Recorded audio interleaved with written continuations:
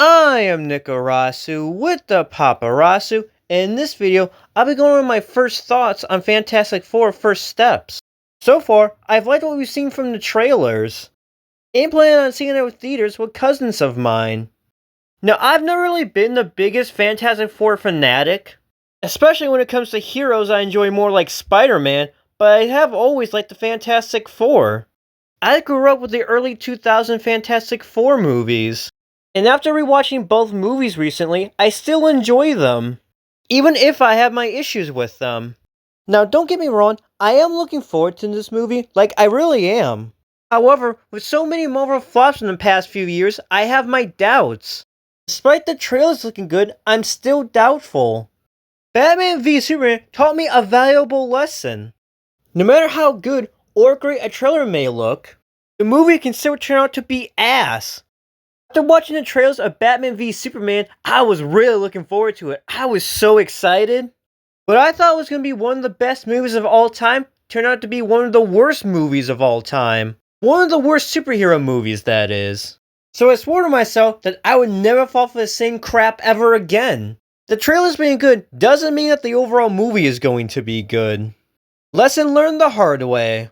One of my worries is how they're going to characterize the Human Torch, my favorite of the Fantastic Four. Now, I feel like a lot of people are misinterpreting what's been said about his change. I've heard people say that his character has changed completely. I've also heard people say that he's like gonna be a femboy and some other stuff like that. But that was never actually said. What has been said, and confirmed by people working on the movie, is that this version of Johnny is less callous with other people's feelings, and hopefully there's a self-awareness about what's driving that attention-seeking behavior. Now, to me, this doesn't sound like they're completely changing his character. It just sounds like it's being toned down a bit. They said that he's going to be less callous, not that he isn't going to be callous at all. It also says that he's still going to have his trait of seeking attention. One of his traits is that he does seek attention. Some of his other traits or flaws is that he's immature. And my favorite flaw of the Human Torch is that he's impulsive. Just because he's less callous in this film and cares for other people's feelings doesn't mean he still can't be immature and impulsive. The only character trait of his that is for sure going to be taken away is that he's not going to be a womanizer. And I really don't care that they changed this, given the fact that this is just a small part of his character. Plus, this wouldn't even be the first time this change has been made. In both the Fantastic Four the Animated Series and World's Greatest Heroes, Johnny Storm wasn't depicted as a womanizer. Even if you want to say that the reason why is because, oh, they're shows made for kids. But that's irrelevant, because these shows and their characters, including the Human Torch, is good even though he's not a womanizer. Now, I'm not saying you can't feel the way you do about this change. Whether you like it or not, that's completely fine. All I'm saying is that you shouldn't use that to say that this movie and the Human Torch are going to be bad. Because that wouldn't be proper criticism. Because there have been bigger changes to other characters, and people still praise the movie and that version of the character. First that specifically comes to mind is Tobey Maguire's Spider-Man.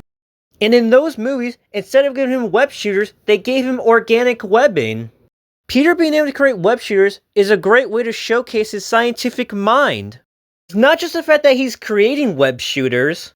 He can make adjustments to his webbing so that they're strong enough to restrain characters as strong as Hydro Man, like he was able to do momentarily in the 90s animated series.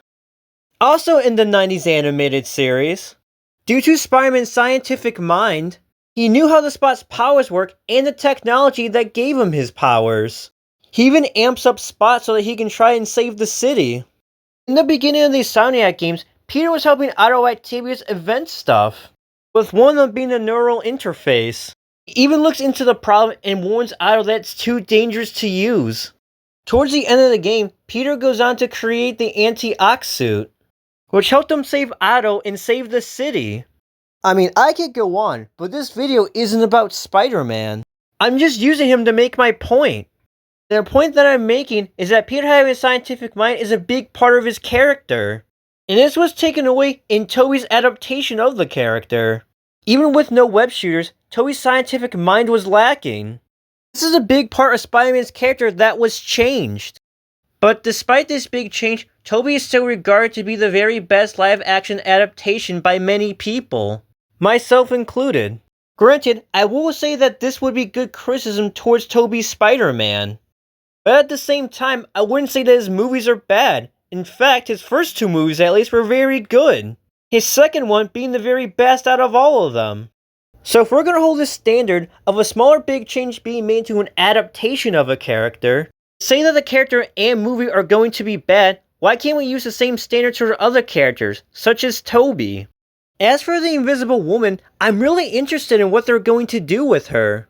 From what I've seen and read, there are going to be tones of a malice side to Sue that could stem from her being overprotective, insecurities, and past trauma.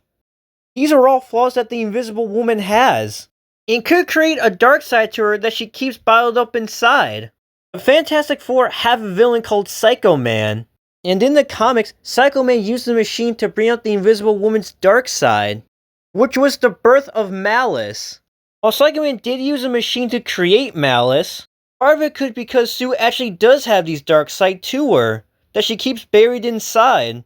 Similar to what the symbiote does to Peter.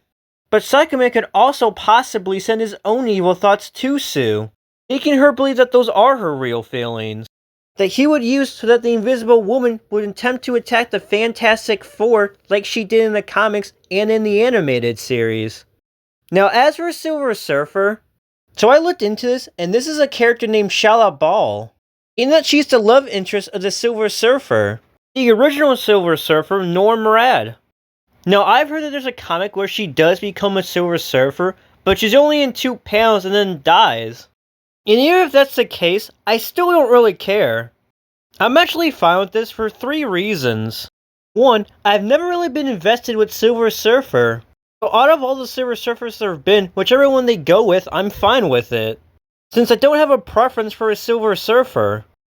2, this movie takes place in an alternate universe that's separate from the MCU.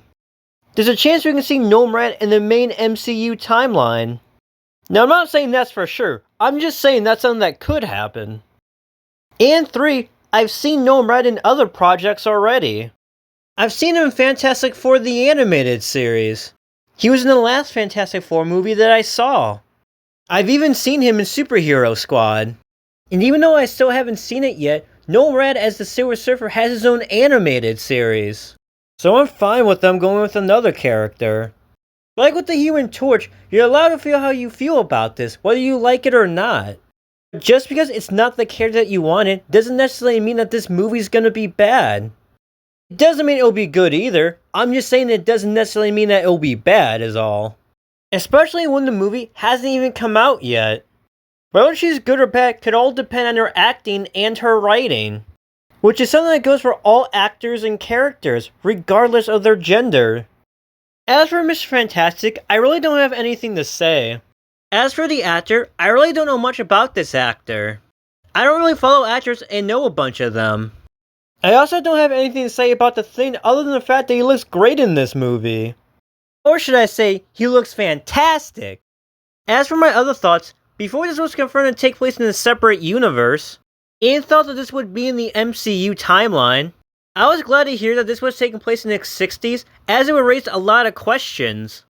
Like where they were during the Avengers movies. The fact that this takes place in the 60s gives us a reasonable answer as to why they couldn't help the Avengers. It's even more reasonable now that we know that this takes place in a separate universe. Now that I've covered everything that I wanted to talk about in this video, what are your guys' thoughts? Tell me any thoughts you have in the comments regarding my video here, as well as things you've seen for this movie. If you enjoyed this video, give it a like, and if you're new to my channel, feel free to check out my other videos, shorts, posts, and subscribe if you haven't already.